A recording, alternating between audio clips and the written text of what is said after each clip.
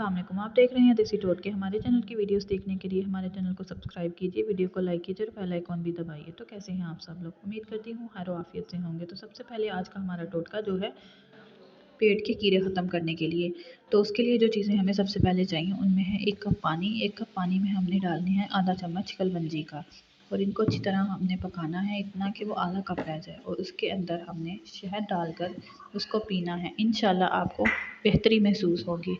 ये सब आपने इसी सीक्वेंस से करना है जो मैं आपको बता रही हूँ, और इंशाल्लाह आपके इसके लिए बहुत बहुत बेहतरी महसूस होगी। ये आप बच्चों को भी दे सकते हैं, लेकिन ये पानी आपने पूरे दिन में थोड़ा थोड़ा करके पीना है। और एक और बात कि इसमें एहतियात बरतिएगा, जितनी क्वांटिटी बताई गई प्लीज़ उतनी ही इस्तेमाल कीजिएगा। इस शक्ल में ये पानी आ जाएगा आहिस्ता आहिस्ता, और आपने इसको ठंडा करके इस्तेमाल करना है। इसके बाद जो चीज़ इसमें जाएगी वो अपने टेस्ट के हिसाब से, अगर आप चाहें तो इसमें शहद डाल लें, ना चाहें तो ना डालें, आपकी मर्ज़ी पे डिपेंड करता है। हमें हमारी ऑफिशियल वेबसाइट desitotka.com पर भी फॉलो कर सकते हैं। बहुत शुक्रिया। अल्लाह हाफिज़।